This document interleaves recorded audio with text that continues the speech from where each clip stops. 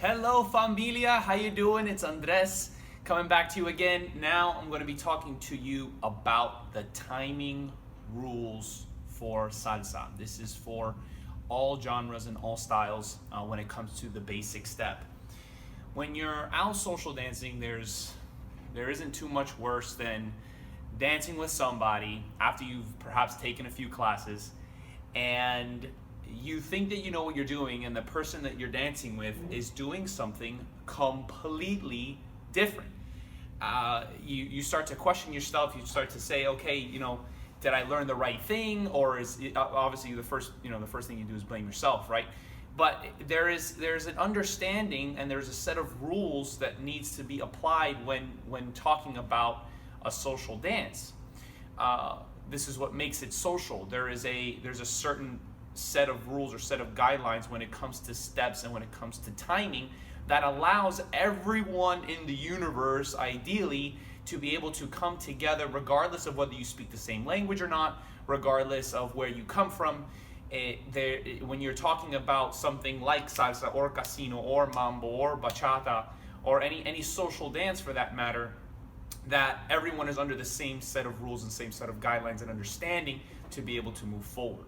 So with that being said, the timing rules, there's only two of them, which makes it really, really simple for absolutely anyone to learn, which we're going to be breaking down those steps visually, obviously, of course, in a minute. But those two rules that I want you to really understand and really memorize, number one is walking. Rule number one is walking, and this is what we teach in all of our classes. If you are not walking while you're social dancing, you're not dancing, you're doing something else, you're trying something else. The reason for this is because the natural movement, as far as for a beginner student is concerned, the natural movement of the transfer of weight from one foot to the other is the feeling that you're trying to get. So we do this on a daily basis. So for us, when we walk out into the street, we walk with our left foot, then with our right foot, etc. So we already know how to do this. So the idea that any of these social dances, particularly salsa, is concerned that it is out of our reach, or that having two left feet and all this kinds of stuff, I kind of chuckle underneath my breath because it's simply just a misunderstanding of how simple this is. And again, rule number one, as far as for timing is concerned, is walking. And what is walking? We're constantly switching our feet. Our weight is always on top of the foot that we're using. And most importantly, you're not thinking about it because there's so much later on that needs to get accomplished as far as for waist up is concerned, and leading and following and connection and telling a story. And we'll get into all of that later on in the following videos. But the waist down, the rules, if we may, need to be covered and need to we need to get those out of the way. Just like in life in general, rules are you need to shower, you need to brush your teeth, right? You need to eat 3 times a day. These types of things you shouldn't be really thinking about so that you can actually go ahead and pursue your goals, etc. Whatever it is that you're doing, you're going for an interview, you're getting a raise at your job, or whatever the case is. But ultimately the point is, if we're not walking that simple task of being able to switch feet, then there's an issue. So us being able to do that, we're already halfway there, right? Rule number 2, the only difference between walking and dancing salsa, the only difference is every 3 steps, you're gonna take a pause. That's it.